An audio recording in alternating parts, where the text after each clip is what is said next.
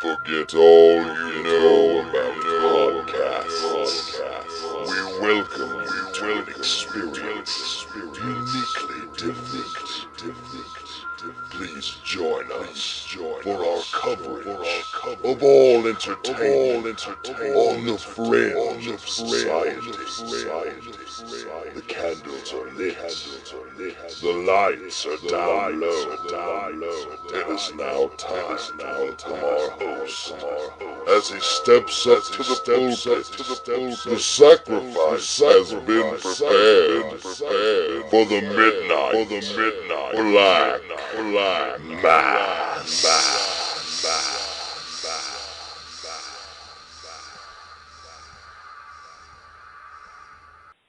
Ghastly greetings, groovy ghoulies, and welcome to another edition of the Midnight Black Mass Podcast, Volume 6, Episode 25, to be precise.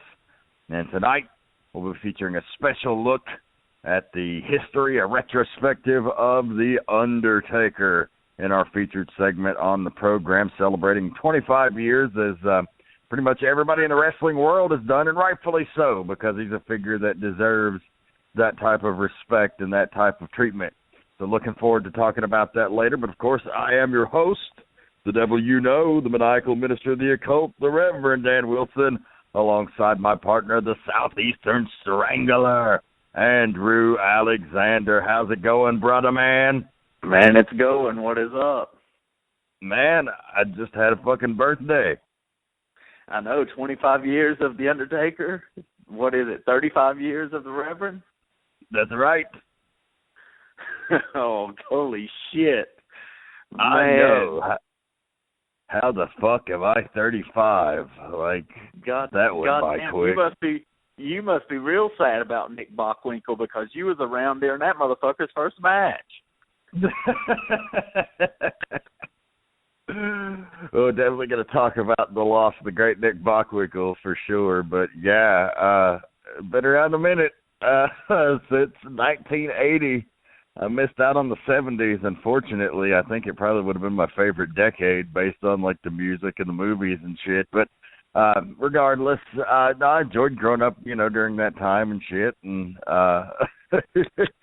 so here I am, a little bit older, a little bit wiser. 35 is a good age, though. Like, I like the 30s. I don't know that I'm going to care for the 40s, but I like the 30s. You know, your body's still young enough to where it's fairly capable, but, you know, you've gained a little bit of maturity and fucking insight and wisdom and a little bit of restraint. And, you know, you just are much happier. I find I was very angry a lot in my 20s, and I'm just not now, you know, like, shit's good. Shit, I hate the 30s. I'm less than 2 years in, and I fucking hate them. Well, as they say, it gets better. Well, maybe. I mean, I agree. I would agree about the happier thing, and you just kind of mature, and you learn to kind of be a little more laid back. But other than that, no, I would disagree with every single word that just came out of your mouth. Well, I hope your 30s start mirroring my 30s at some point, at least in terms of what I gotten out of them. So, maybe. Yeah, it's all good. Like, you know, thanks to everybody that chimed in and the social media or the text or the phone and wished me a happy birthday. That was always really cool, and it was a good one. I didn't do a lot, but, you know, like, got took care of, got to spend time with my loved ones and shit, so rock and fucking roll. It was all good, man. It was all good. Good to hear. Hell yeah. So, unfortunately, you know, I'd probably be remiss if we didn't mention, thoughts go out to the folks affected by the horrific attacks in Paris. Boy, that was some rough shit. You know, really strikes a chord with me as a concert goer because, you know, they basically hijacked an entire Eagles of Death Metal concert and executed a good number of the people that were there in attendance, like right there while it fucking happened. It was, you know, a pretty horrible fucking scene. So, yeah, definitely. You know, and like, you can't win with these fucking social issues, I swear. Like, some people are want to call for a fucking total eradication of a race. Last time that happened, it probably didn't work out so well, if you remember. And then you got fuck you. And then on the other side of the spectrum, you have like people who would get mad at you if you do acknowledge the French attacks and don't acknowledge the many other tragedies going around the world. So yeah, thoughts with those people too. But because I'm a concert goer, and that's something that I do a lot in my free time, it's one of my favorite pastimes, and that's really fucking shitty to me. So it really strikes a chord. So that's why I mention it. But definitely thoughts go out. It's a really tumultuous time in the world as we go into the holiday season, where it should be like fucking peace on earth and goodwill towards men and all that shit. Yeah, obviously I've heard about it, and I know what, I know it was a big deal, but I intentionally did not read about it because I wanted to discuss it on the podcast and go in fresh, and I knew you would be up to date. I have no clue what happened. I just know that some crazy shit went down. Yeah. So, the terrorist group, like these real life fucking supervillains, formerly known as ISIS, now they're calling them Daesh, which is like somewhat of an insult. Apparently, it like takes status. Like when you call them ISIS, apparently it recognizes that they're like some sort of official thing. And, like, apparently Daesh is some sort of insult, but also, like, an accurate description of them. So, whatever you want to call them, these fuckers attacked downtown Paris, France, and killed, like, close to 200 people and fucking made, like, suicide bombing and, mass terrorist attack with machine guns and shit. And they hijacked an Eagles of Death metal concert and fucking killed like a good portion of the audience and shit.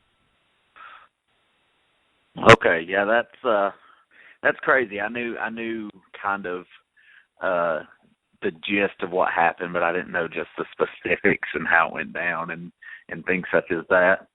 Now, of course, they're threatening to bring it over here, and people are freaking out, which is exactly what terrorists want you to do, by the way. That's their whole deal. Terrorize, inspire fear.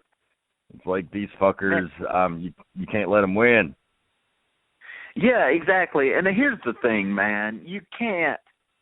Okay, we, as in me and you and average Joe Blow that's going to freak out over this, we can do absolutely nothing to stop this sort of thing. If someone is just dead set on coming into your house and just fucking you up, most likely they're going to be able to do it. So there's just no need to flip the fuck out and go crazy. And like you said, let these guys win the battle already. I mean, obviously, the government, soldiers, armies, and the Marines, these type of people, they can do something to stop it. But your average person that's sitting there on Facebook or just worrying about this and freaking out, you can't do shit about it. So you just need to relax and cut that shit loose. No, nothing wrong with being alert, nothing wrong with being informed, but, there's no sense if you stop living your life, then you're doing exactly what they want you to do. And now you got this whole deal with the refugees, and people are flipping their shit about that on both sides. And it's like, man, it's a rough time in the fucking United States and abroad, and hopefully 2016 brings a little more peace. Hopefully, but shit, I wouldn't count on it.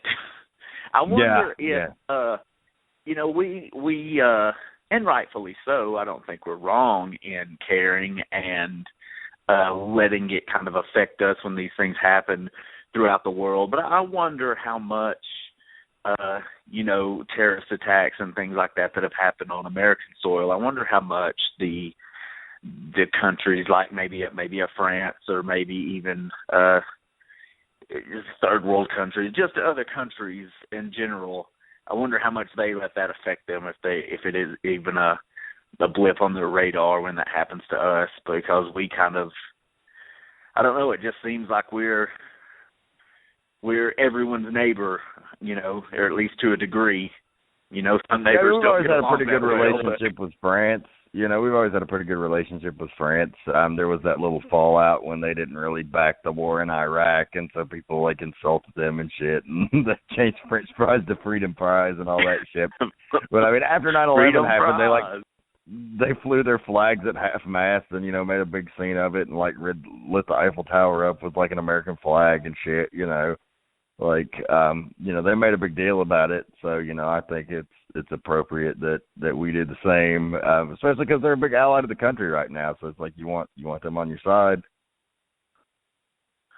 Yeah, and I mean, because you never know. I mean, some people say, "Oh, World War III's coming," and you know, some people may think, "Oh, that shit ain't gonna happen," but you just never know. You never know what's gonna happen, and just boom, one day we're at just all out crazy, insane war. And yeah, I want anybody on our side that's gonna be on it. I don't give a shit what their beliefs are or anything. If they're gonna help us keep us from getting destroyed, they can fight beside us any day of the week. I don't care. Yeah.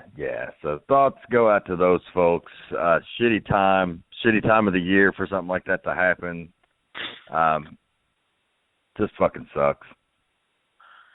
Yeah, definitely. Yeah, and it's definitely the worst part, you know, because I'm sure they're fucking reeling. Like, they're not going to just be able to put this past them in a week or two. You know, this is just a huge deal for them. So yeah, it's definitely there's no good time of the year to have a terrorist attack, but you definitely, during the holidays, is definitely not the time you want to see that happen.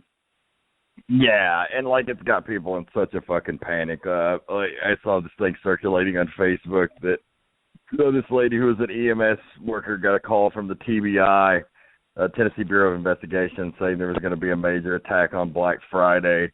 And, of course, she shared it, and like a million people fucking shared it on Facebook. And, of course, the TBI had to come out and say there's no such thing, as we have no information that there's a credible threat. But people are just so fucking freaked out that they said you just can't let them win. Go do your Black Friday shopping. No, I'm going to spread that shit myself, and then I'm going to go out Black Friday and get the deal. That's probably why she did it. Yeah, fuck yeah, that's why she did it. Oh, don't go to Walmart in Saudi Daisy because I just heard there's going to be a terrorist attack, and that bitch is going to be right in line getting them sweet 60-inch TVs, little 60 inches of love, as I call them. She's like, well, God damn it, Charlie, they got a 60-inch plasma for fucking $200. But I don't want to fight that. I don't want to fight them lines, bitch. Okay, well, we'll take care of the lines. Terrorists, ISIS is at Walmart. Oh, fuck. So, on to some better news about the holidays. We're like less than a month now until Star Wars The Force Awakens. And oh, shit. God damn it, if it sucks, I'm going to fucking cry. But I don't think it's going to suck. I don't think it's going to suck either. I think it's probably going to be everything we want and more. I've done such a good job of keeping it intact and just keeping my composure and not dwelling on it and not thinking about it every second of every day like I tend to do with some of these things. But I know as we get closer and closer, it's just going to the anticipation and the building, and I can't wait though, man. I can't wait to see it. It's going to be a big thing, and definitely the last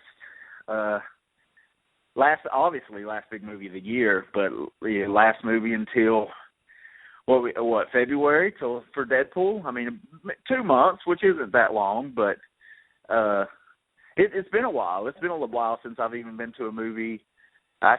What was the Ant-Man, I think, was the... Yeah, probably Ant-Man was the last thing I saw, too. Yeah, Fantastic Four, but shit, that... I don't even think the count that the better.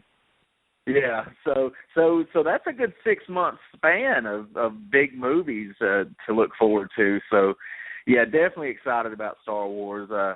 definitely. As we record this, the Marvel Jessica Jones starts on Netflix tomorrow, so that'll give me a good 3 or 4 days worth of kick-ass shows to watch. Don't know much about it, but I'm sure it'll grab my attention. Even if it turns out to suck, it'll be fun giving it a once through. So, but after that, it's going to be a good 3 weeks solid of geeking out, getting ready for that Star Wars, son.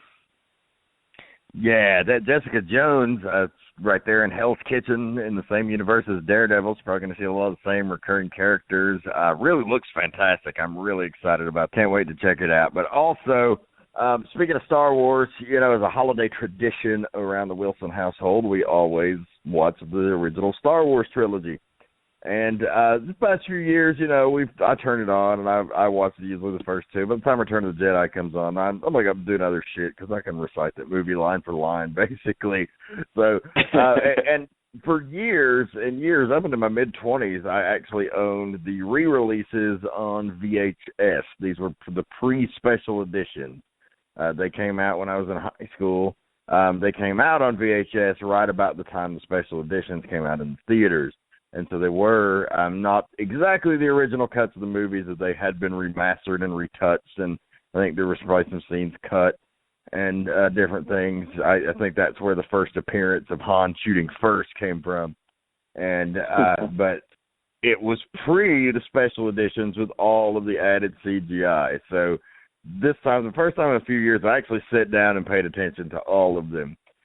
New Hope has got some really dumb shit as far as added stuff, but it's not that bad. Empire Strikes Back has less added shit, and it's not that bad. Return of the Jedi was almost fucking unwatchable. So bad. Oh, my God, they ruined that shit. Like, the changing of the song in Jabba's Palace and the Ewok song at the end, adding fucking Hayden Christensen in instead of the old Darth Vader.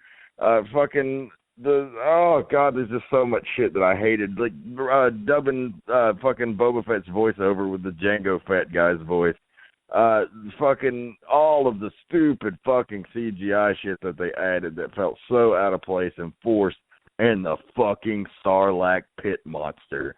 Oh, my God, they made it a fucking Venus flytrap out of goddamn CGI from the fucking 90s. It was fucking horrible. Man, there's it's just been so long since I've seen the original, and actually, I have to hunt it down. I've got the originals I borrowed on VHS, and I had them burnt to DVD, so to not compromise the VHSs. I haven't watched them in a while, and there's a lot of scenes I'm just like, okay, what did they change here? And then there's some that just stick out so badly that you wouldn't even have to know. You'd be like, that doesn't belong in the 80s movie. Like, what the fuck? Like, it's not done seamlessly at all. It's just too much. And I mean, some of the things you said, some of them, it's okay. But there are some huge things, like you just mentioned, that are just way too fucking over the top. The worst being Hayden Christensen at the end. That's like the biggest. But I also hate it. It's just so. It's like, why did you add that? What the fuck was the point when Darth Vader, when the Emperor is when he's giving the fingers of doom to Luke? And Darth Vader goes, no. And then he picks him up, and he sells it. He's like, no. Just that huge scream. And it's so campy and stupid. Like, I don't understand what the point of adding that was, But like you said, there are tons of things that's just like eye-rollingly bad. And I think you're right, Return. It probably is the worst example of that. Like, it's like they did them each at like different times. It's like he didn't go in and do them all at once. It's like he did the first one, and it was like, okay, well, we added the scene with Jabba, and like in A New Hope, when he adds the extra scene with Jabba, it like they totally cut that because the Greedo scene takes care of that plot point. So it's like adding that makes the whole Greedo scene totally fucking unnecessary. It's like, why would Jabba send the bounty hunter if Jabba was there in fucking cells? You know? Yeah. So that was dumb too. But it's like they did A New Hope, and they were like, okay, well, that was cool. And they did Empire Strikes Back. Oh, well, there's really not a lot of shit where we can add stuff here. But they Return of the Jedi with all of the crazy characters on the barge and the Ewoks and everything. They were like, oh, yeah. Then they just went fucking crazy with it and just totally ruined the masterpiece. And you know, George Toy Boy Lucas swore that the originals would never be released again. You know, maybe that was a selling point for the last time they did release them. But so far, it's stuck to that. But now with Disney owning the rights, you got to think there's going to come a time when they're going to say, well, here's another way to make some easy fucking money and release those originals on DVD, Blu-ray, what have you. Probably people are clamoring for it. Yeah, Disney wants to do it. Yeah, I mean, it's got to happen at some point, and I mean that's good to have. You know, because there's just a lot of people, whether they be newer fans or just not die-hard, hardcore Star Wars fans, but just don't have access to that and may have never even seen them. And they're just, some of the improvements, quote-unquote, were not improvements in my opinion. No, a lot of it was done to just try to make... Yeah, just because you can do something doesn't mean you have to. A lot of it was done to just try to make it like more seamless with the prequels, and like they wouldn't have had to do that if the prequels weren't all shit. Like they, you know, that's the problem. Unfortunately, those movies were just not good, and like when you try to watch them all 6 in a row, you really get like a bad taste in your mouth because there's so many plot holes and shit that doesn't make sense. And, like, at the end of Episode 3, they just tried to cover everything in one, like, 20-minute sequence. It's like, okay, what all plot points do we tie up? Okay, here we go. Okay, you know, here's the twins. Oh, Luke, Leia. If I can, you know. It's like, let's just get as much shit out of here as we can that ties it to the original trilogy. But there's so many fucking inconsistencies, and it's just like it's really disjointed. And Darth Vader's so not as cool when you watch them all together. You know, unfortunately, he's one of those characters where the air of mystery was the thing that made him awesome, and they totally fucked it up with Anakin. Yeah, I mean, I wouldn't go so far as to say the movies are bad. I definitely am not a fan of Episode 1, but I wouldn't say they're bad, but they definitely fail. They pale in comparison to the original trilogy from every way you can look at them imaginable, from characters to I've had this discussion before with people, you know, the lines. The newer trilogy doesn't have lines that you can just quote in everyday life and just break out, you know, do or do not, there is no try, or search your feelings, you know it to be true. There's just not those epic lines that come from the original trilogy. I do think a good friend of mine has brought this point up, and it's hard to argue, just kind of that Anakin, when he first becomes Darth Vader and he's fucking slaying younglings and stuff like that, I mean, he's pretty cool at that point. Like, he's very villain. I mean, though it's very stupid how easily he is swayed to the dark side, because it's like, no, I need him alive. Chop your hand off, fucking Mace Windu. Oh no, what have I done? Don't worry, you're Darth Vader now. Okay.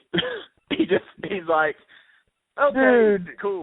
Yeah. You want me to he was so fucking whiny the whole time. Like, oh, I don't want to be a fucking Jedi. I want to train. Dude, Obi-Wan. God, you guys think do this shit? Fucking so lame, Obi-Wan. It's like he was never a great Jedi. It's like you were like sad to see him fall. He was a fucking whiny bitch boy. Yes, that's true. But the look he has when he comes in, he's just fucking the kids up, and the other, the other guys, and the eyes are all crazy. He's got the hood on. It's well shot. It looks cool. It looks very menacing. But that's the biggest, by far, the biggest pro of Darth Vader from those. From that trilogy, because you're right. Yeah, he whines a lot and. I don't think it. I mean, yeah, some of the acting's bad too, but obviously it was the writing.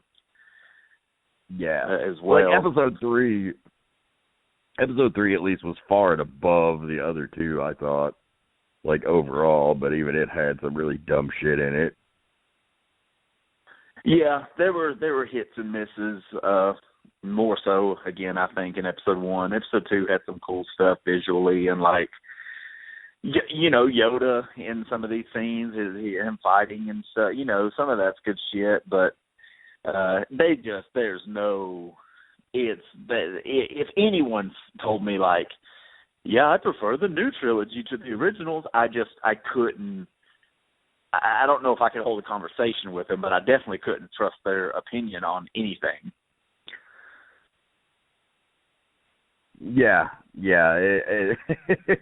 I gave him a bit of a pass early on, and then, like I said, when I really turned against him was when I sat and tried to watch all 6 of them in a row, and it was like how disjointed and like how instead of adding to the legend of the awesome original trilogy, they just kind of made the whole thing a less enjoyable viewing experience overall, because they turned a lot of things that were cool into unnecessary dumb shit, like the Force being this mystical energy that surrounds us and guides us and fucking controls all living things.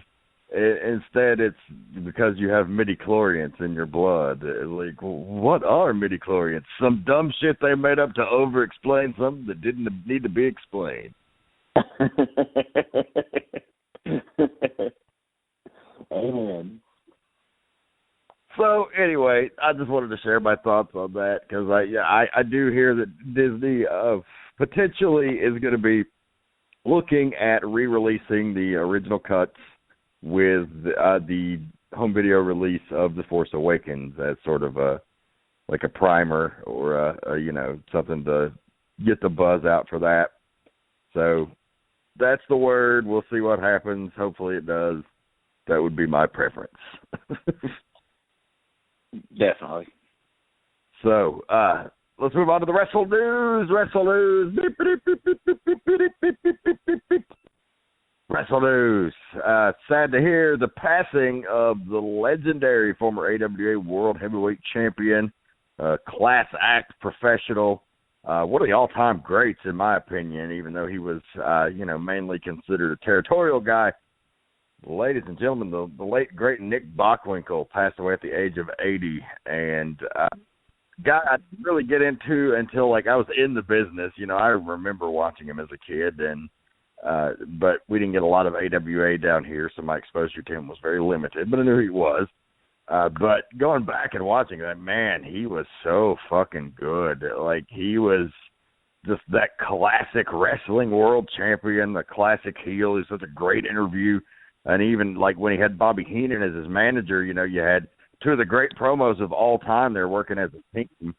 And and I got to meet him in 2011 at the NWA Fan Fest in Atlanta. He was such a fucking nice guy, such a sweet dude.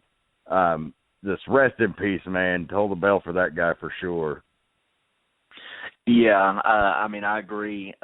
He's definitely on my list of top 5 or 6 guys that I wish I knew a lot more about, as far as just seeing. And he wrestled in, obviously there is footage, but he kind of wrestled in that area that the best way to see his matches and him perform was at live shows where there were no cameras rolling.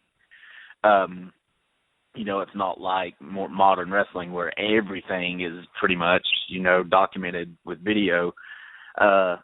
but the little that I have seen of him, such an awesome wrestling heel, that character that I definitely the type of character that I would gravitate towards as far as being smart and cunning and using his intelligence to win matches.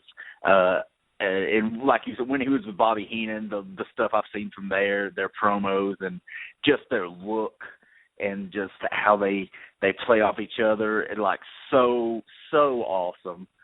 The suits, the badass suits, and he looked, obviously he looked, as he got older, he looked older, but in his prime, he just looked like just a man, like not a bodybuilder, not an out of shape guy, just an athletic dude that could wrestle and would take the shortcut when he needed to, and would play the role of the chicken shit heel, and just use his knowledge to win matches, which I'm just a big fan of that shtick.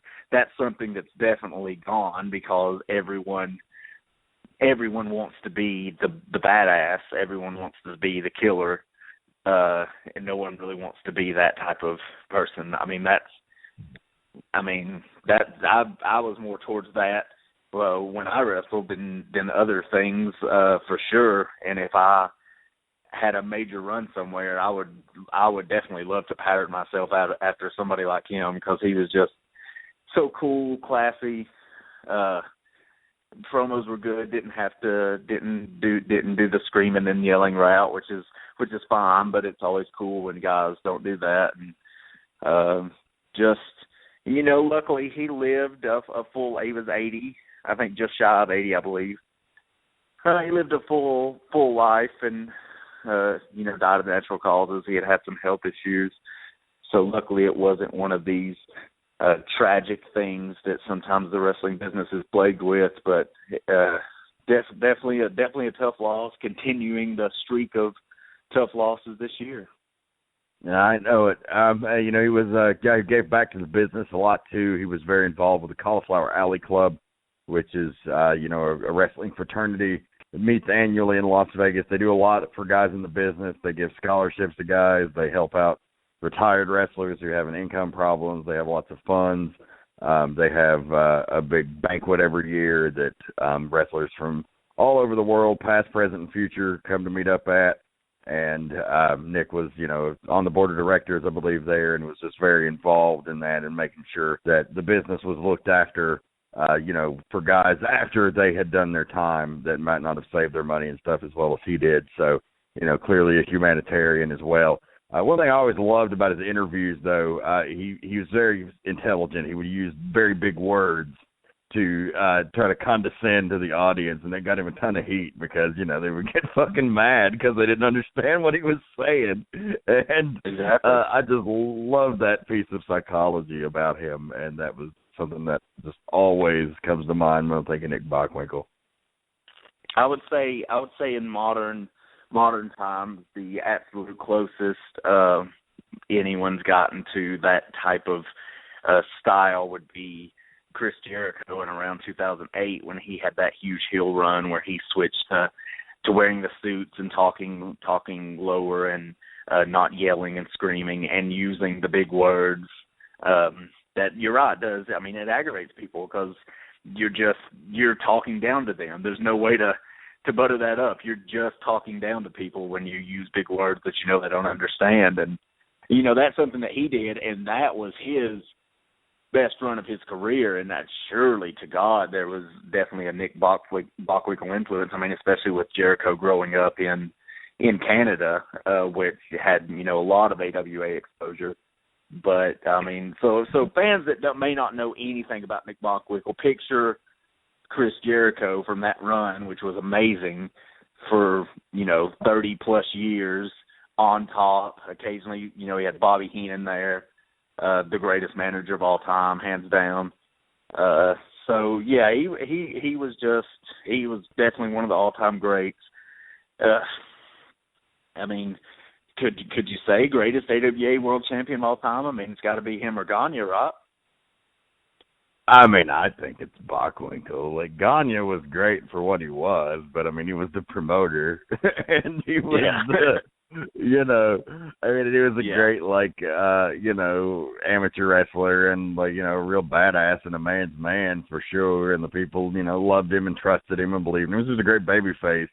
But, I don't think Gagne, without Bockwinkle on the opposing side, gets as much response as he would have against a lot of the other. I mean, you had other great heels like Baron von Raschke and the Crusher, things like that, or Dick the Bruiser, guys that would come up there. But, he didn't, like, none of those guys were Bockwinkle, and I think that was probably some of the best stuff in AWA history, and probably, if some of the notes I've heard on some of the other podcasts are right, probably the best drawing stuff that AWA ever did at the box office as well. I don't doubt that at all. So definitely sad day, sad week for wrestling. But again, luckily he lived a life. He lived a great life and left a great legacy. So rest in peace, for sure. Yes, thank you, kind sir, for all your contributions. So another big story, not exactly wrestling related, but it does tie in, especially with her future in question. Rowdy Ronda Rousey, the same week that Andrew Alexander's fuck or fail streak ends, Rowdy Ronda Rousey gets KTFO on a UFC pay-per-view by this newcomer Holly Holm. I don't know shit about UFC. I enjoyed watching Ronda Rousey knock people out. That's always fun. Sucks that that's over, but the thing with any streak is it's going to end. So, she's such a big box office draw. I think the world is in her hands at this point. She could go back for another fight and make a bunch of money. She could go into acting, go to WWE. She's got a lot of options. What do you think about that? Well, but it comes from being in the wrestling business, and it just changes your perception. But I'm going to call it. I think it's the work. You wouldn't be the only one. A lot of guys in the business think it's a work. I think it's good. It doesn't do anything for media because other than creating buzz, because they already had the money in their pocket for this pay-per-view, but it builds to a huge rematch down the line.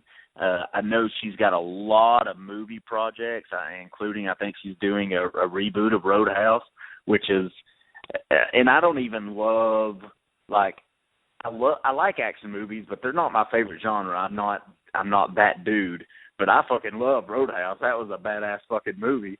So hopefully she does something good with that, but she's doing that. She got a lot of movies coming up. I know that they wanted to do something involved with WrestleMania as far as whether she can get in the ring or not. That's still to be determined. But she's got a lot of shit going on, and you can't train for fights and prepare and do the media that's required when you've got all your, you've got all these things going on. So, and I'm not going to say UFC is a total work. I'm not going to say every fight's a work, even though I wouldn't be surprised if it was. But I don't know. I just think that maybe she was the only one in on it. Maybe her and Dana White. Maybe all three. I don't know. But she drops the title. She gets to go do all this shit. And then she comes back for a huge rematch. And these two chicks beat the fuck out of each other. And everybody's happy and everybody's making millions of dollars. Yeah, who knows? When you like to think as hard as he fights and bitches about wrestling being fake, and how we're real, that you would think that they wouldn't succumb to something like that. But when there's millions of dollars on the line, you just never fucking know, do you? No, yeah, fuck that. He's a hypocrite for sure. No fucking way. He can preach about we're real and wrestling's fake all he wants, but if there's money to be made, somebody will take a dive, and he wouldn't care. He wouldn't lose a minute's sleep over it. No, I wouldn't think so. So interesting anyway. And then another big news story. I did see this right before we went on the air. Apparently Brazzers has offered Eva Marie a deal. if her WWE career doesn't pan out. So that just made me laugh. But oh, bro. Oh, man. Well, I mean, she's not my favorite, but I'd certainly watch her take two in the poop shoot if they're going to film it. All red everywhere. Shit, yeah, man. They'd fuck her up, man. I don't know how much heat that dude she married on the Total Divas packing, but these boys.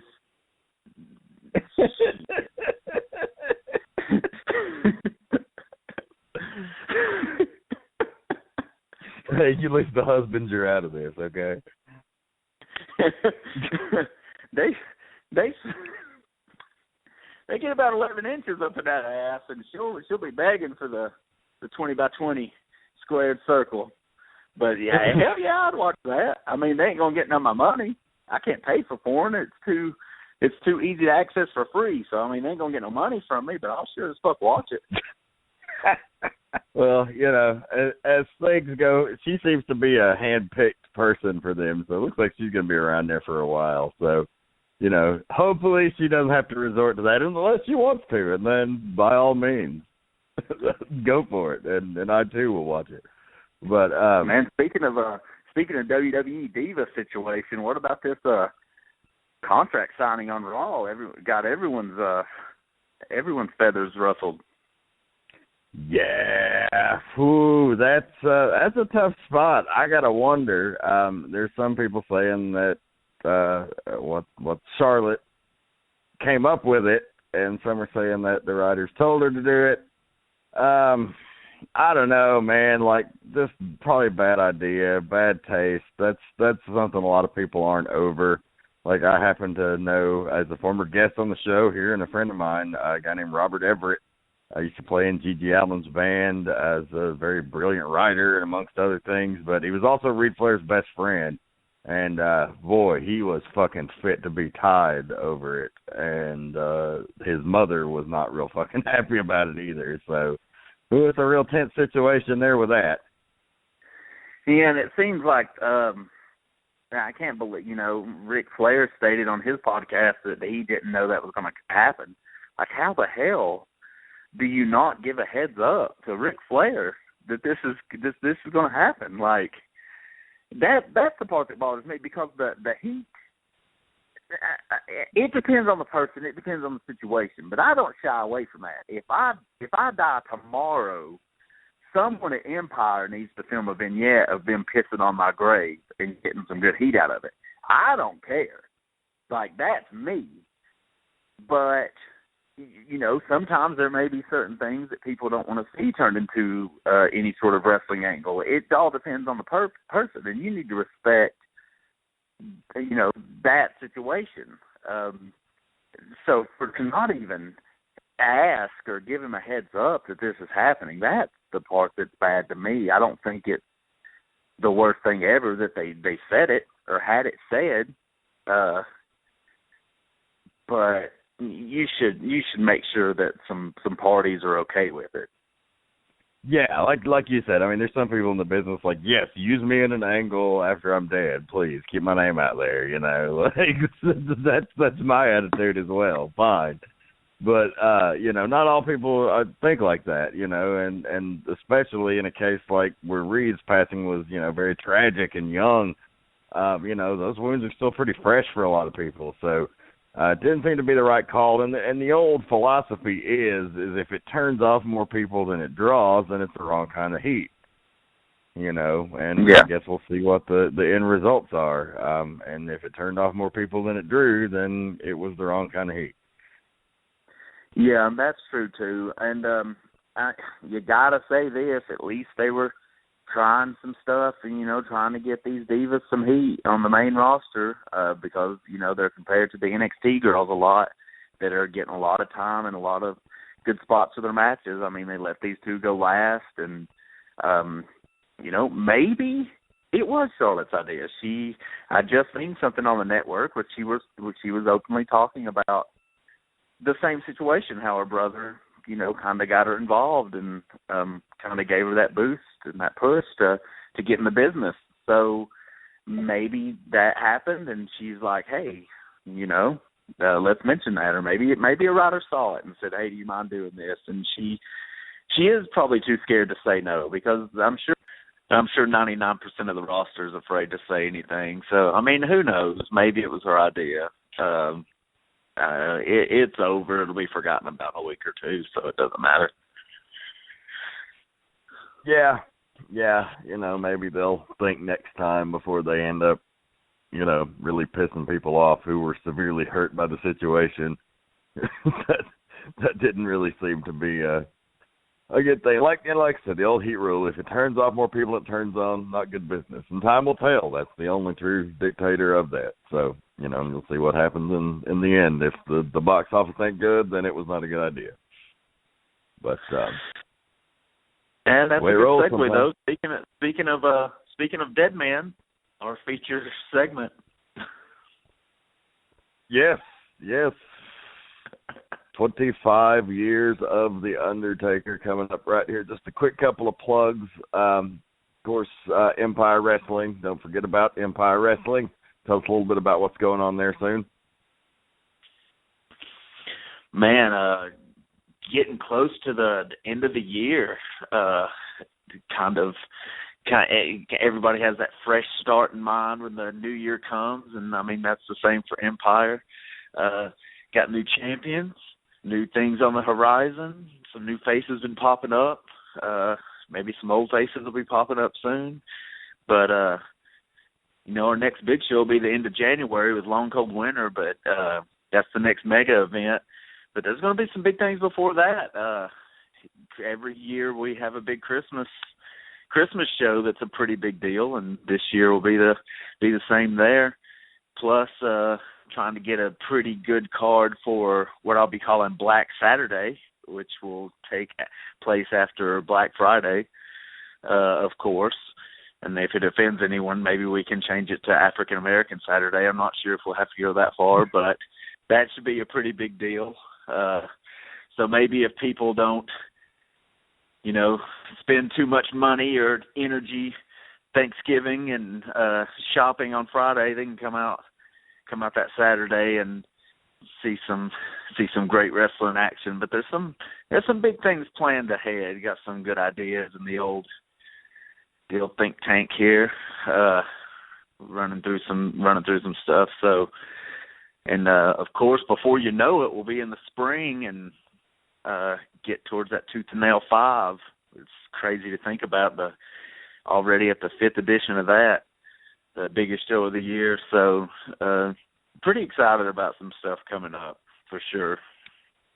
Absolutely. And always check out Empire on the social media at Facebook, facebook.com/Empire Wrestling, on Twitter at EmpirePW, and on the website at EmpireWrestling.net, where you can now get your copy of Crazy from the Heat 2015. And they're hoping to have Chasing from the Grail out in time for your Christmas shopping needs. So stay tuned there to EmpireWrestling.net. Quick couple of plugs for me.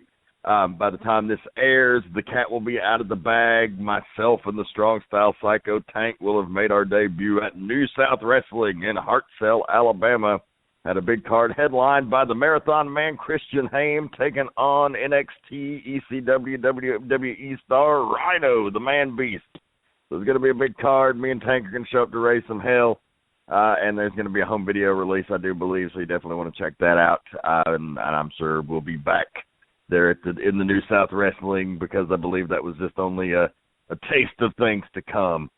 So that was a cool thing that happened. And then also want to plug January 9th in Cornelia, Georgia at the NWA Anarchy Wildside Arena, the Church of Southern Wrestling.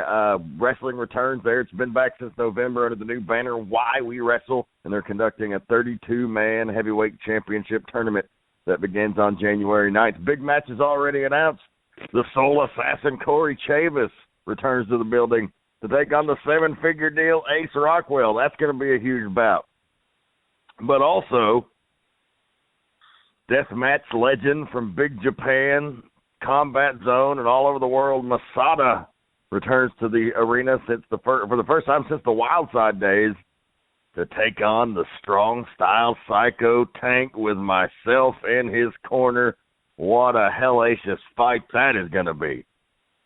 That's going to be huge, and I wouldn't be surprised to see some Empire stars making their way down there, because I know guys like Steve Dave and Lionel Lucas Lazarus.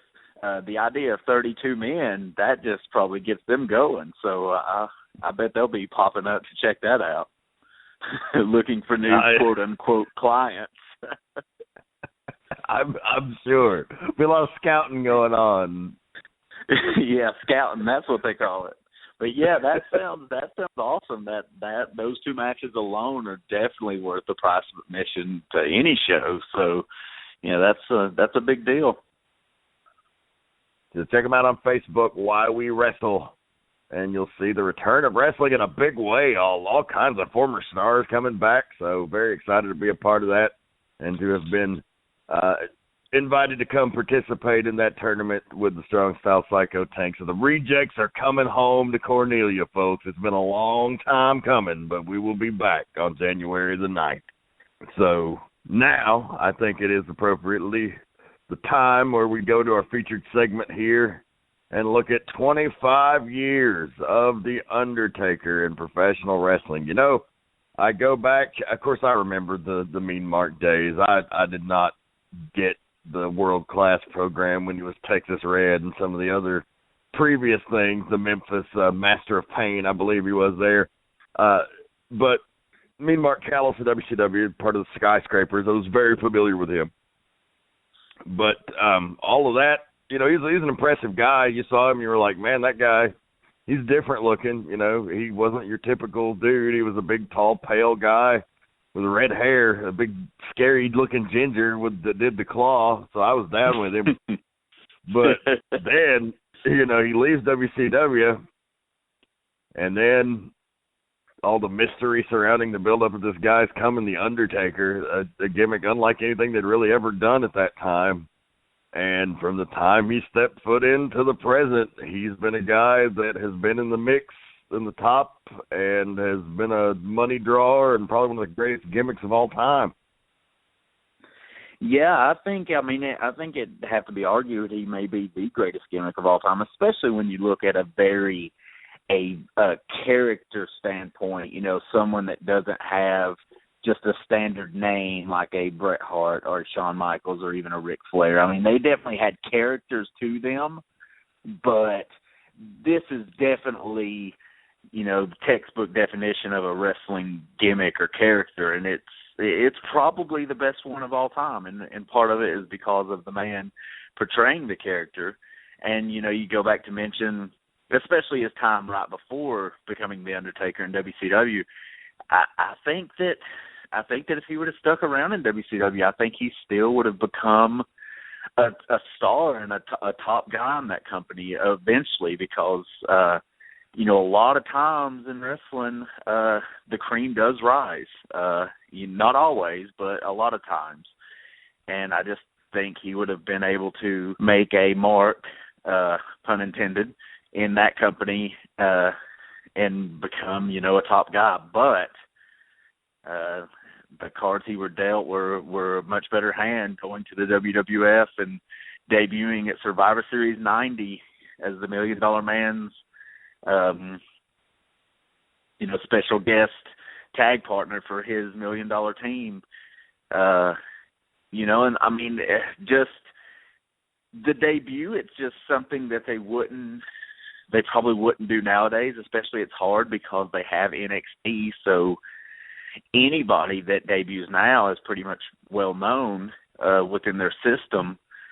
But it's just kind of this guy, this character, and he had been at some live events, maybe just one before that, a TV taping where he actually wrestled as Kane the Undertaker, which is kind of funny to think about what we ended up with. But he was basically kind of an unknown. I'm sure a vast majority of the crowd didn't really, especially children, younger fans, things such as that, probably didn't recognize him from WCW, and probably certainly didn't from Memphis and World Class and things such as that. But I mean, this guy just made an impact instantly. He was WWF champion within a year. He won the title from Hulk Hogan the next Survivor Series, 1991, and that was a time. I mean, beating Hulk Hogan pretty much always mattered, but in 1991, you can count the number of people on one hand that defeated Hulk Hogan. So that was a huge deal. Yeah, and I mean, looking at that whole era of the early 90s, it was a very cartoony era of the WWE. It was very much family-oriented at the time. Hulk Hogan was the standard bearer. He was the flag bearer of the company. Training, saying your prayers, eating your vitamins was in. The Gulf War was going on, so, you know, it's a very patriotic time. Everybody's behind the Hulkster in the red, white, and blue. And then, you know, of course, The Undertaker, I think, was groomed from the beginning probably to work with Hogan. They probably figured, well, if this guy goes out here and gets over doing this gimmick, then obviously, you know, he's going to be somebody to feed to Hogan. And that's, you know, he wasn't just fed to Hogan. He got the big angle where he beat him up on the funeral parlor, and he got the big angle. What, didn't he lock him in the casket, or was that the Warrior that he locked in the casket? A Warrior he locked in the casket, I think. Oh, man, he slammed his hand in it. Yeah, I think. Well, I think both of those were Warrior, though. Maybe I'm mistaken. Maybe Hogan, he slammed his. Man, I'm drawing a blank. Oh, I know one time The Undertaker had his hand slammed in it. I think that's what we're thinking of. But he definitely attacked Hogan. Our expert fucking analysis here. If I wasn't on the spot, I could tell you, you know, I could probably boil it down to the month. But, yeah, he definitely attacked Hogan from the funeral parlor. That was the one where he was in the stand-up casket and Paul Bearer was distracting Hulk Hogan. The casket slowly opens, and it's The Undertaker, and he just walks out. It's so well done. The funeral parlor was definitely a very good segment, a good talk show segment, and led to some memorable moments. But yeah, I mean, and for this to be so family friendly and kid oriented, he was a scary character. Like, oh yeah, you get those kids in the crowd. You know, some of them would literally be crying, which is so great. And God, they wouldn't dare do that now.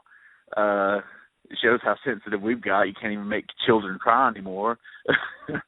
But he was intimidating, man. I mean, especially that early run before they turned him babyface. He got a good year and a half as a heel, an upper mid card heel, and he was scary as fuck. He generated buzz, man. Like you said, that's exactly the point I was getting at when I mentioned it being the cartoony areas. It was a bit edgy for the time as far as what they were doing, because, you know, they were basically trying to sell that he was a fucking corpse that had been reanimated to come back from the dead and claim victims. And, you know, like, even the rednecks in the bars around here, like, bought into that shit. I remember, you know, hanging out with my dad, who, you know, he had lots of friends in the local scene of people who would be into wrestling, and there were a lot of them in the local bars and stuff, and they would always talk about, that damn Undertaker, man, there's something ain't right about him, man. I don't know. I think he might really be dead. They fucking believe that shit. So, you know, that's a testament to how well it was done. Oh, he's done a great job. I mean, not only for just that time period, he did a badass job for the entire 25 years. And you know, originally he was heel and had the first Brother Love was his manager, which was a pretty good fit. But when they added Paul Bearer, that just stepped it up a notch. And you know, nowadays, I saw him live once when Brother Love was his manager. Wow. So yeah, the first 6 months or so or less.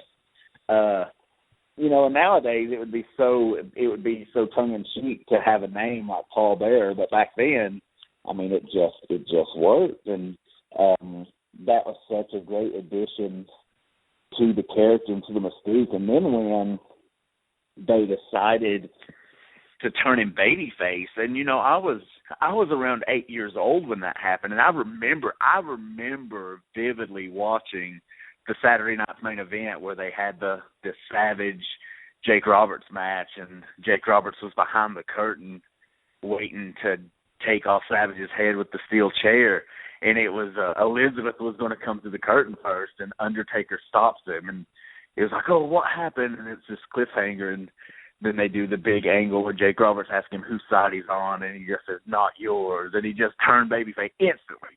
It was just like people didn't even bat an eye that, okay, we're going to cheer for the good guy being this dead guy that's covered in black and is like a fucking zombie, Night of the Living Dead type shit. And people just loved him. He took off.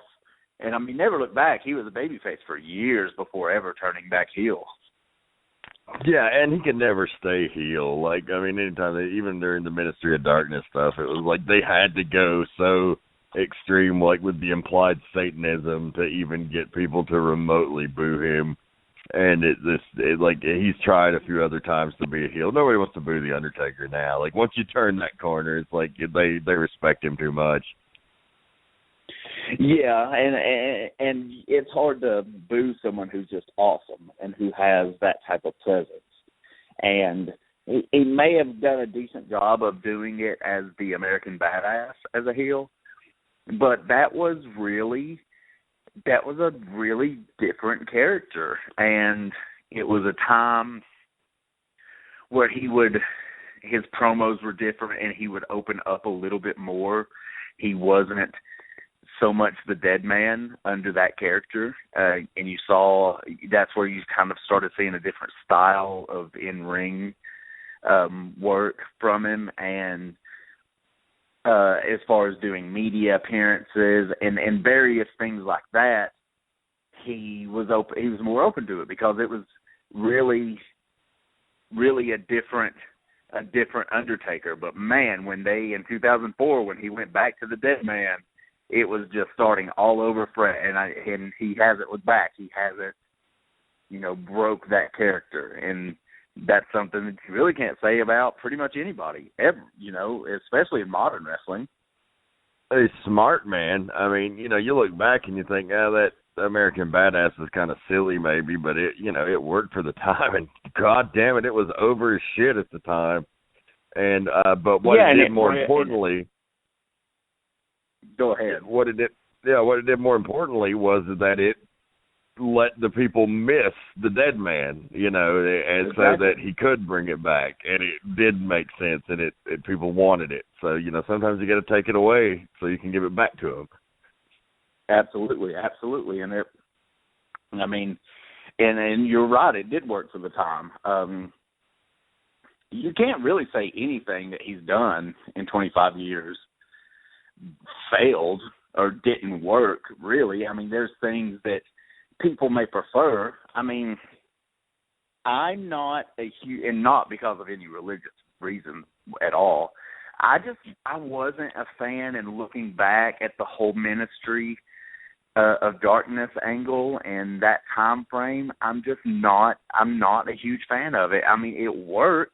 It was a perfect fit, and he did great with it, but it's not my favorite era of Taker, but by far. I kind of prefer just that traditional dead man, early to mid 90s, and then even when he came back and brought that back in 2004, that's kind of the Taker that I prefer, with the urn and Paul Bearer and things such as that. But that Ministry of Darkness Taker, I mean, that's a lot of people look back. I mean, you're a big fan of that era, right?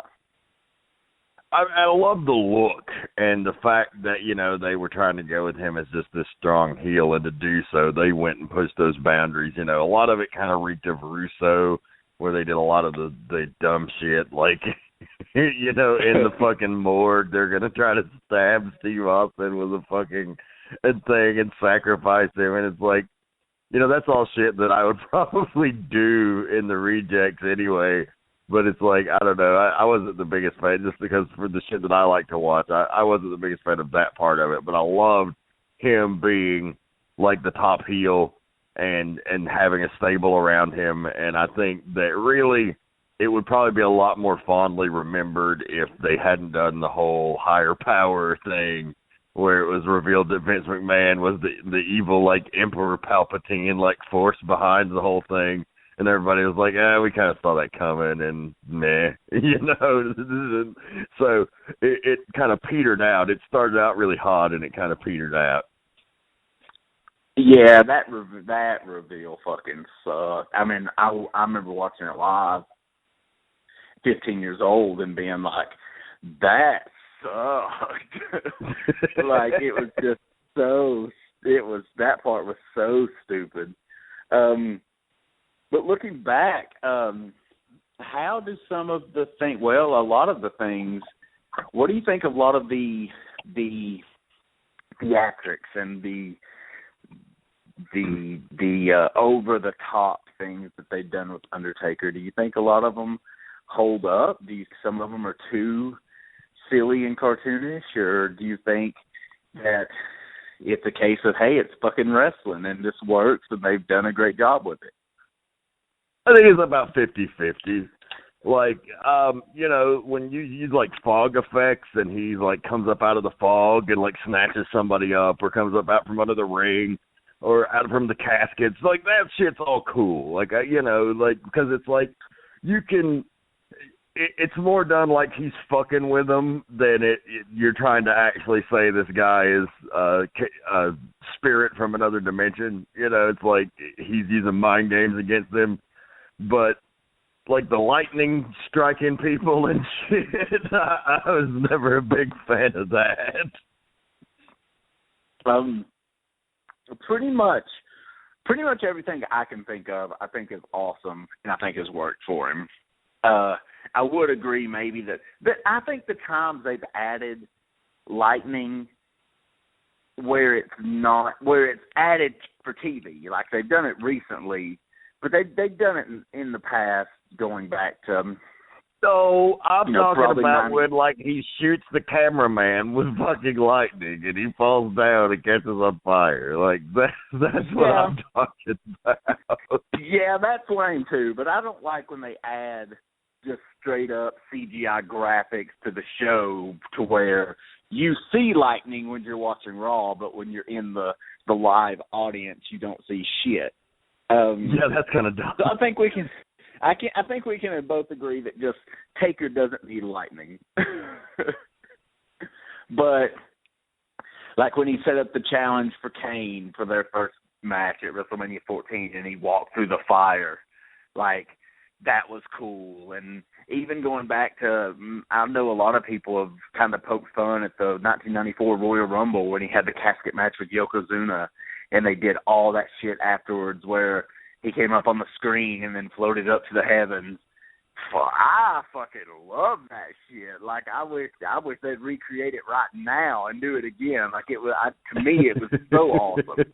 And the mist was coming out from under the casket. All the heels scattered. They were scared, and then the Taker was gone till like SummerSlam, and then it did Taker versus Taker, which, and again, a lot of people probably shit on, but I was 10 years old. I like, back in the day, I got to order 2 pay-per-views, and that was one of them because I was like, okay, you got Bret and Owen in the cage, you got to see that, but who is the Undertaker? How are they going to do this? And they got my fucking money.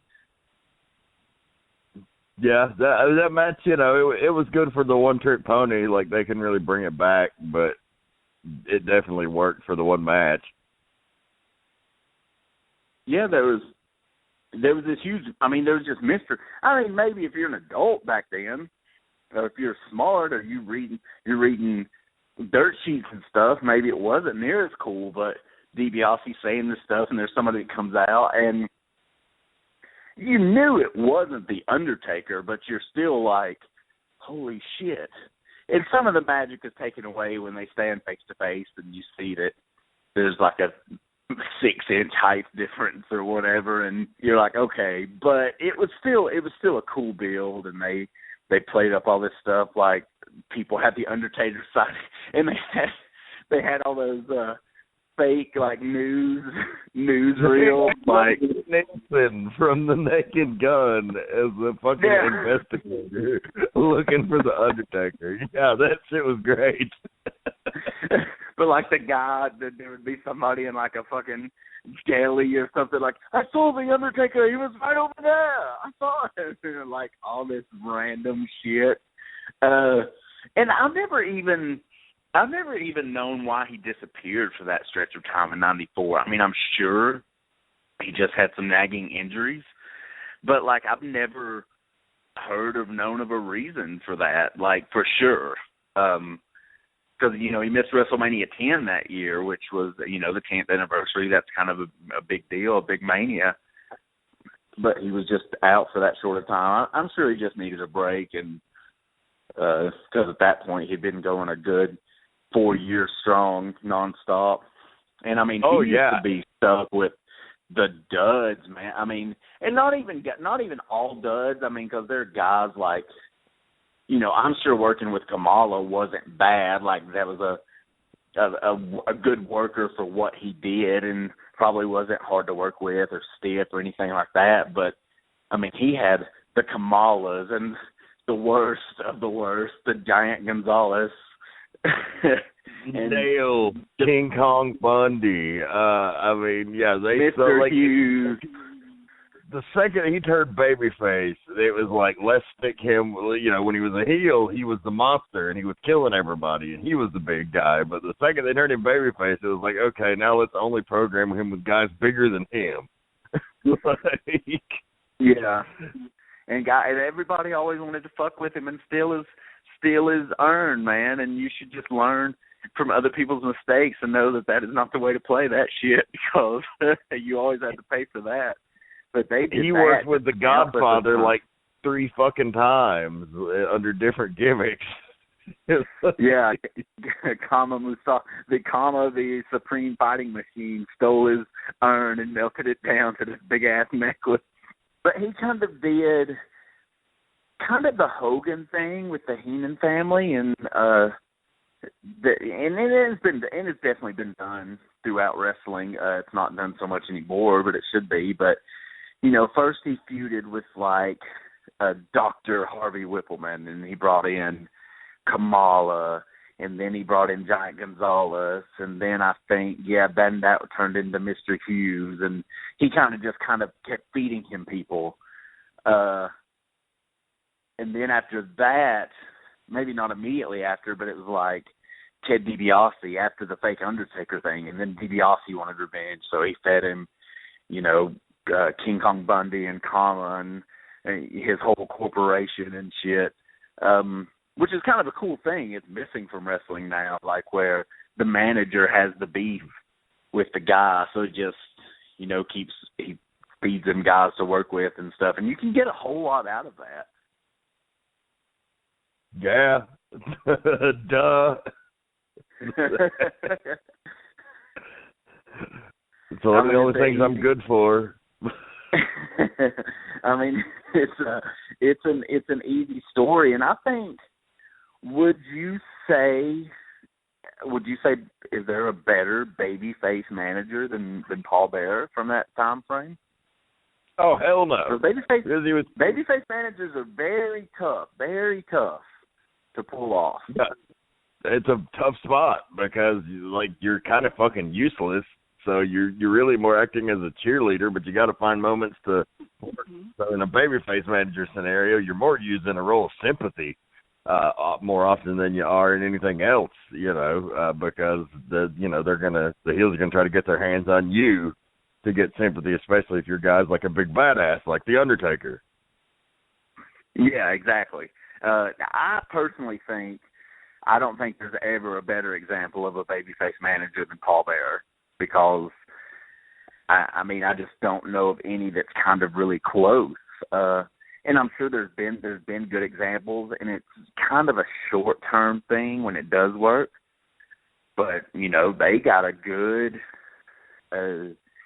it was about 5.5 years before Paul Bearer turned on Undertaker. And when Paul Bearer did turn, it was It was a big deal. It was like I remember my jaw was dropped. Like, I was shocked. Like, what? What the hell? Oh, it was huge. Oh, yeah. Finish your thought. No, I mean, when he went to Mankind, like, Mankind was such a great opponent for The Undertaker. I mean, clearly they had awesome matches, and everyone knows the Hell in a Cell and how fucking crazy that was. And Mick Foley was just a great worker, and that character was so damn good. It was just a perfect fit. And then Paul Bearer went with him, and it was just huge. It was very shocking.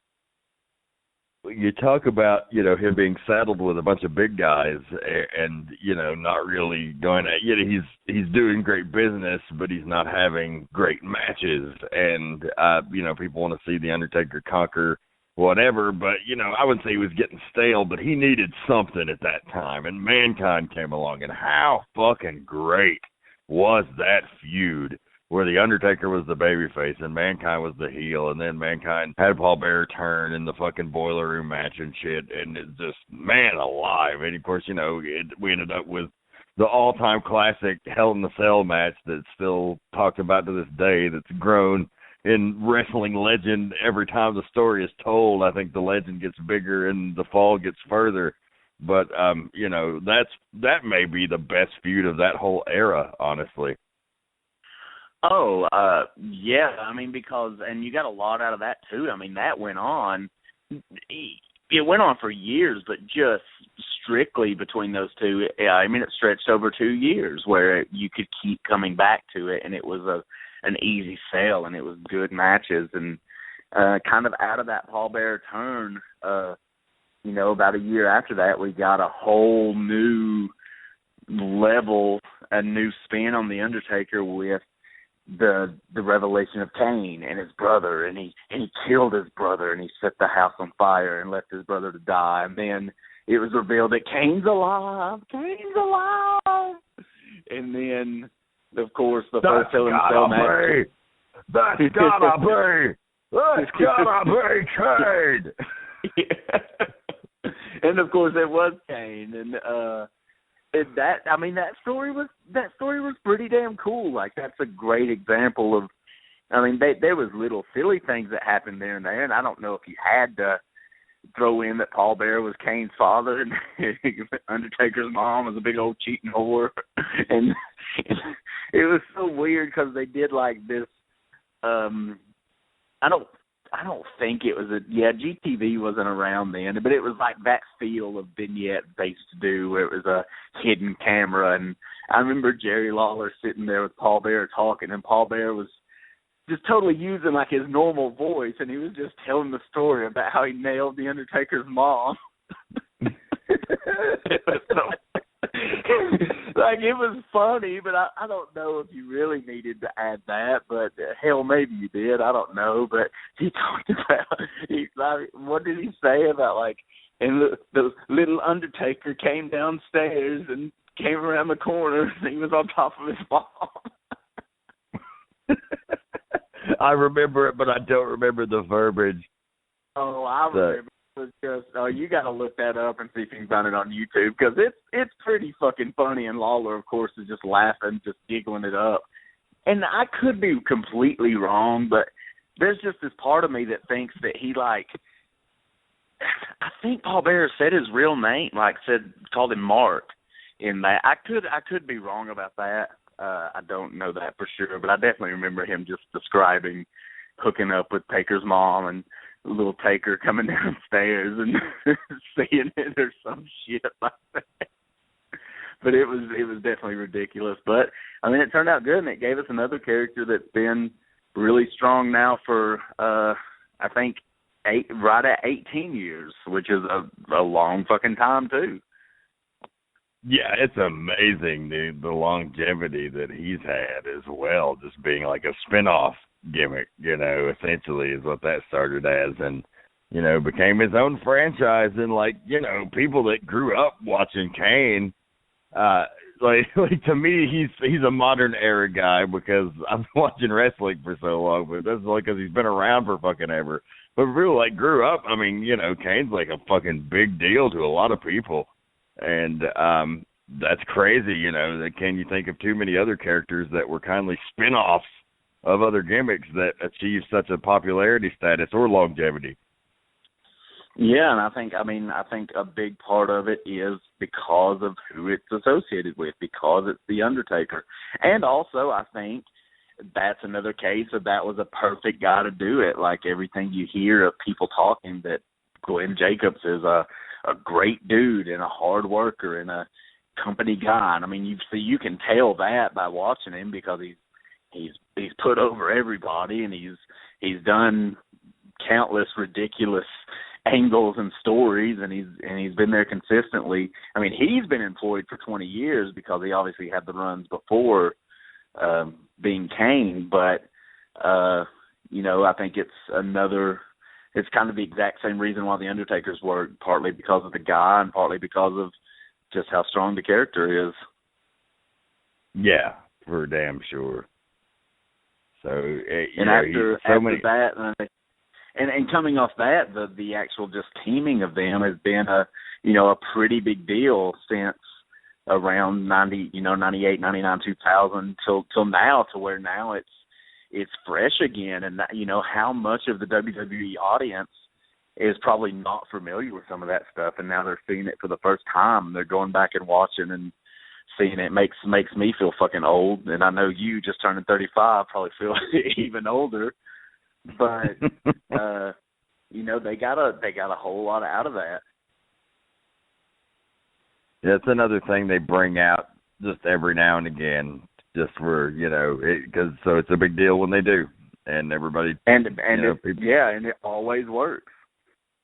Yeah, people care when they do it, so more power to them. And and then he took some time off in around 2000 and came back as the American Badass, and that's kind of, I guess that's a little bit more true to him with the biker character and things such as that. But he made that shit work, and turned heel and like cut his hair all short, and was just this pissed off bully, and had some great stuff in that. I mean, he had that ladder match with Jeff Hardy on Raw when he was the champ in 2003, and that was a badass spot. And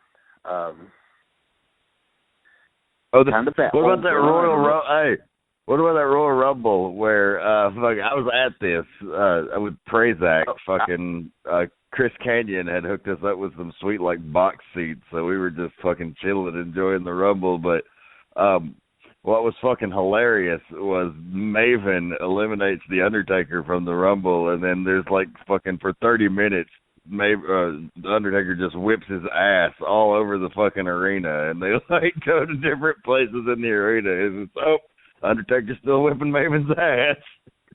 Yeah, I was there too, and that was an awesome spot. Very shocking. Like my jaw dropped. It was like, holy shit, because Maven is just off Tough Enough and hadn't really had matches at that point. And just, the Hardy Boys made their big comeback because they had a little feud with The Undertaker, and he eliminated them. And then there's Maven, he drop kicks him, and he goes out. And, man, that was a huge pop. That might have been the pop of the night because it was just so shocking. And like you said, it was hilarious. I mean, he just whipped his ass for about 30 minutes solid up in the concession stands, and they would just cut to it every now and then, and he would just be beating the shit out of Maven. Old Maven got the rub there, but he certainly didn't run with the ball, unfortunately. No, he might have fell a little short. He got a little bit of run. I don't know. They might have dropped the ball a little bit. Like he was in good shape, and I mean, it's hard to make the name Maven really work in your favor. I always waited for him to sort of team and start quoting, "What about me? What about Maven?" But that never happened.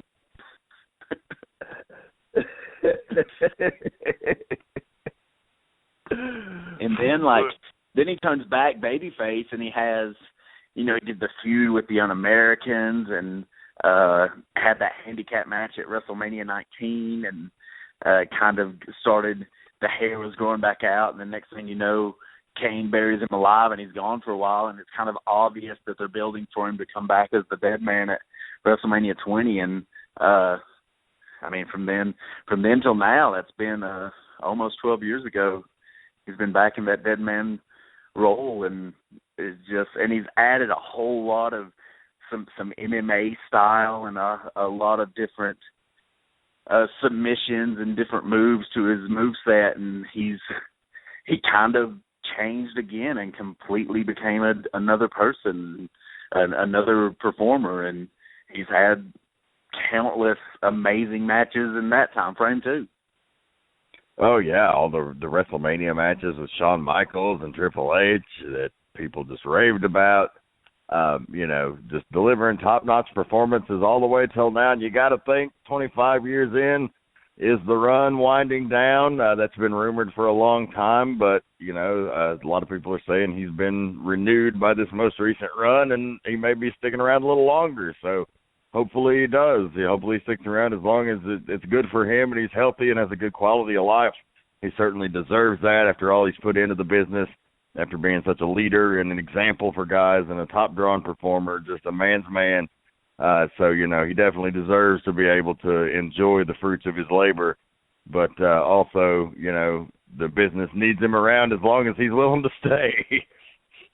Oh, it's a sad, sad, sad day when it's kind of official that The Undertaker is gone, because, even if he just comes back for a WrestleMania match, it's automatically a main event. It doesn't matter who he's in there with. It automatically matters, even though they did end the streak, which I still say to this day was a huge fucking mistake, and I hate it.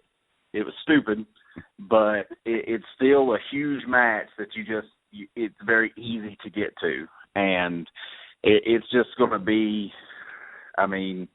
it's kind of the final turn of the page for the business completely changing when The Undertaker is gone for sure, and he hangs them up. But hopefully we get at least one match a year for some time to come, because I think he still looks in good shape. He still performs, obviously. He still performs, better than pretty much the entire roster, and dare I say the entire world, because I don't care what moves you can do and how you can move in the ring. It's about that story. It's about that emotion and connecting with the people, and that son of a bitch can do it for sure. Yes, he can. 25 years of greatness, and hopefully a few more will be tacked on to that. So I think that'll about wrap up our discussion here on the Dead Man, The Undertaker, on the Midnight Black Mass. Any final thoughts for the episode this week? Well, I think there's only one thing left to say, and that's, of course, rest in peace. This has been the Midnight Black Mass. For Andrew Alexander, I am the Rev. Dan Wilson. Keep one foot in the gutter and one fist in the gold. Good night.